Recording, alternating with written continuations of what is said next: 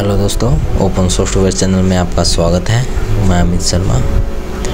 दोस्तों, इस वीडियो में आज हम आपको बताएंगे कि जो अपना सीएससी में पासपोर्ट सेवा है उसके लिए आप फ्रेश पासपोर्ट कस्टमर का कैसे अप्लाई कर सकते हैं, कितनी फ़ीस लगती है और कितना बिजली को कमीशन कमा सकते हैं। तो सबसे पहले बता दूं मैं कि पहले जो डॉक्यूमेंट की जरूरत पड़ती थी, बर्थ सर्टिफिकेट या आइडेंटिटी का प्रूफ, एड्रेस का प्रूफ, तो उन चीज़ों की अब बर्थ सर्टिफिकेट का तो ऑप्शन हटा दिया है इन्होंने, तो उसकी ज़रूरत नहीं है। अब सिर्फ आप आधार कार्ड यदि आपके पास है, कस्टमर के पास है, तो आप पासपोर्ट के लिए अप्लाई कर सकते हैं। और जो पहले प्रोसेस जो टाइम लगता था लंबा, तो उस प्रोसेस को भी काफ़ी कम हो गई है। अब 15 डेज़ में आपका होने के बाद 15 डेज़ में आपका पासवर्ड आपको स्पीड पोस्ट या जैसे भी कोरियर द्वारा आपको घर बैठे ही मिल जाता है। तो सबसे पहले जिन वीडियो भाई ने हमारा चैनल सब्सक्राइब कर लिया है उनका बहुत बहुत धन्यवाद। जिन्होंने नहीं किया है प्लीज़ हमारे चैनल को सब्सक्राइब कर लें, ताकि हमसे जो आपको लेटेस्ट अपडेट और न्यूज़ मिलती हैं वो मिलती रहे। जैसे ही आप हमारा चैनल ओपन करते हैं आपको ये रेड कलर का बटन दिखाई देता है, इस पर क्लिक करके आप हमारे चैनल को सब्सक्राइब कर सकते हैं। चलिए दोस्तों, सबसे पहले अपना पोर्टल लॉगिन कर लीजिए और लॉगिन करने के बाद आपको सर्विसेज में पासपोर्ट सर्विस में पासपोर्ट एंड वीज़ा डिवीज़न के नाम से लिंक मिलेगा। इस पर क्लिक करिए। उसके बाद लॉगिन अपने आप हो जाएगा। अब आपको जो दिख रही है सिलेक्ट ए आरपीओ, तो आरपीओ क्या है? आरपीओ आपके एरिया का एक सेंटर कोड होता है जो जहाँ डॉक्यूमेंट वेरिफिकेशन होता है अप्लाई करने के बाद। तो ये आपके जो नज़दीक है जो कौन सा शहर है या डिस्ट्रिक्ट है या कुछ भी है, तो इनमें से आपका जो नज़दीक पड़ता है सबसे, तो आप उसे सेलेक्ट कर लीजिए। जैसे हमारा नज़दीक पड़ता है चंडीगढ़, तो हम यहाँ चंडीगढ़ को सिलेक्ट करके कि डेमो को यूज़ करके आपको बता रहे हैं। सेलेक्ट करने के बाद आरपीओ देखिए यहाँ हमने चंडीगढ़ सेलेक्ट कर लिया है। सेलेक्ट करने के बाद आपको गो पासपोर्ट सेवा पे क्लिक करना है। क्लिक करने के बाद आपके सामने ये पेज खुल जाएगा पासपोर्ट सेवा की जो साइट है, और लॉगिन अपने आप हो जाएगा VLAID से। ये देखिए ऊपर आ गया है। तो अभी आपको यहाँ 4 ऑप्शन दिए हैं: apply for fresh passport, reissue passport, apply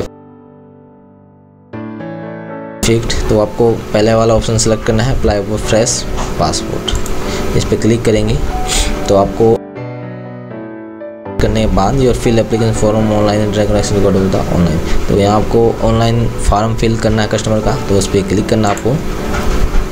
तो उसके बाद दोस्तों ये 4 ऑप्शन आ जाएंगे आपके सामने, दिखा देखिए कि अप्लाई आप फ्रेश पासपोर्ट के लिए कर रहे हैं या रीइश्यू के लिए कर रहे हैं, तो नॉर्मल है या तत्काल, 36 पेज का या 60 पेज का। तो ये ऑप्शन मैं आपको बता देता हूँ। आपको फ्रेश पासपोर्ट अप्लाई कर रहे हैं तो फ्रेश पे क्लिक करना है, और टाइप ऑफ एप्लीकेशन यानी कि तत्काल, और नॉर्मल जो रिजर्वेशन है यानी कि आप जल्दी बनवाना चाहते हैं तो तत्काल में कर सकते हैं, इसमें फ़ीस ज़्यादा लगेगी। और नॉर्मल में आपका जो नॉर्मल प्रोसेस है तो नॉर्मल में आप सेलेक्ट कर सकते हैं। तो नॉर्मल में सेलेक्ट कर लें। टाइप ऑफ पासपोर्ट बुकलेट, तो यहाँ ये आपको 36 पेज ही सिलेक्ट करना है।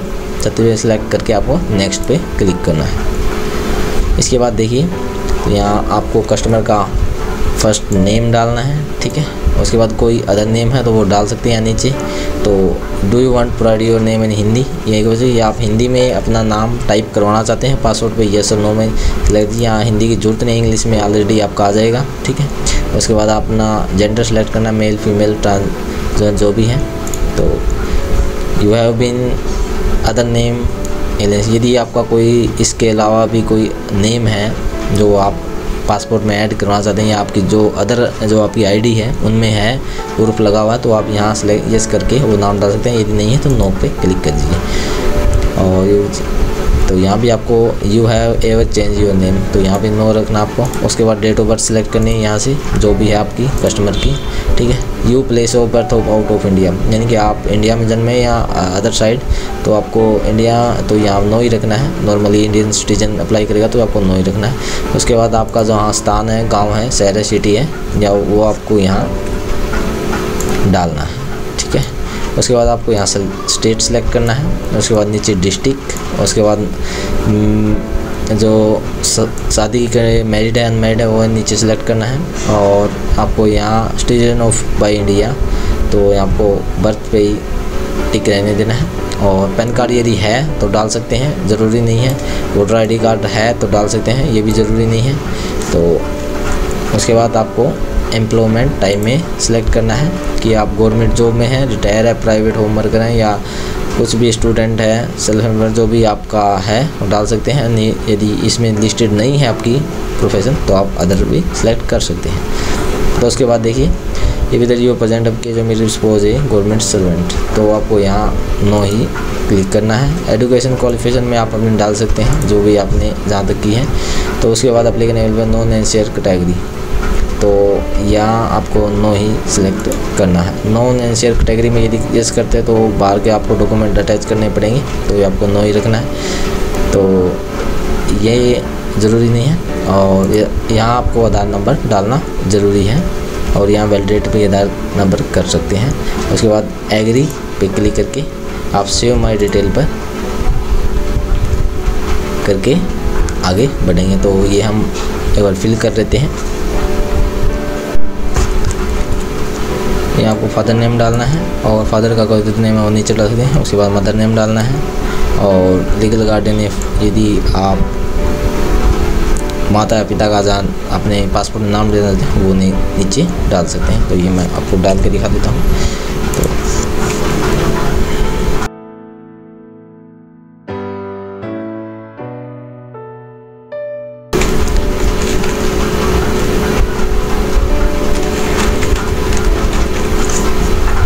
तो लीगल गार्डियन में आप फादर नाम रखना चाहते हैं या मदर ने वो करना है। उसके बाद आपको नेक्स्ट पे क्लिक करना है। तो उसके बाद ये प्रेजेंट एड्रेस ऑफ इंडिया, तो आपको यहाँ नो ही रखना है।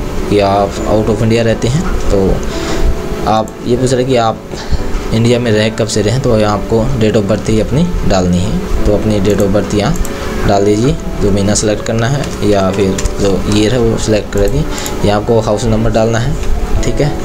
और नीचे टाउन, सिटी, विलेज है जो आपका वो डाल देना है, ठीक है। नीचे फिर स्टेट सेलेक्ट करना है, डिस्ट्रिक्ट सेलेक्ट करनी है। यहाँ पिन कोड, पुलिस स्टेशन जो आपका नज़दीक है वो डालना है। उसके बाद पिन कोड आपका जो डिस्ट्रिक्ट का है या विलेज का है या शहर का वो डालना है। उसके बाद अपना मोबाइल नंबर डालना है। उसके बाद ईमेल आईडी। तो दोस्तों यहाँ ईमेल आईडी ज़रूरी है, क्योंकि मोबाइल पे भी वैसे मैसेज आते हैं क्या प्रोसेस रहती है आपके पासपोर्ट की। तो ईमेल आईडी भी डाल दीजिए, ये नहीं है तो किसी और को डाल दीजिए ताकि आपका स्टेटस पता चलता रहे। तो हम यहाँ फिल कर लेते हैं और फॉर्म एंड एड्रेस डालना है आपको। यहाँ आपका नाम डाल दीजिए और एड्रेस जो आपका है वो यहाँ आप डाल दीजिए। उसके बाद मोबाइल नंबर एक बार और डालना है पीछे डालने के बाद। उसके बाद ईमेल आईडी एक बार और रिपीट करनी है। तो ये डाल के आप नेक्स्ट पे आएंगे। नेम एंड एड्रेस, यानी कि पहला आप जो एड्रेस है उसको किसको ज़्यादा तवज्जो देंगे, यानी कि जो आपका परमानेंट एड्रेस है वही डाल दीजिए यहाँ पे। उसके बाद एक बार मोबाइल नंबर डाल दीजिए। और सेकंड रेफरेंस यानी यदि वहाँ उपलब्ध नहीं होते हैं तो सेकंड कोई एड्रेस आपका तो वो यहाँ डाल सकते हैं। तो उसके बाद मोबाइल नंबर डालना है और ये डालने के बाद आपको फिर से नेक्स्ट करना है। और अब नेक्स्ट पे क्लिक करेंगे तो आपके सामने ये आएगी डिटेल प्लीज डेवलपमेंट है। You have apply password but not issue, यानी कि पहले आपने पासवर्ड अप्लाई किया था लेकिन इशू नहीं हुआ तो उसके यहाँ आपको डिटेल देनी है, या नहीं किया फ्रेश है तो नो कर दीजिए। उसके बाद नेक्स्ट पे क्लिक कर दीजिए।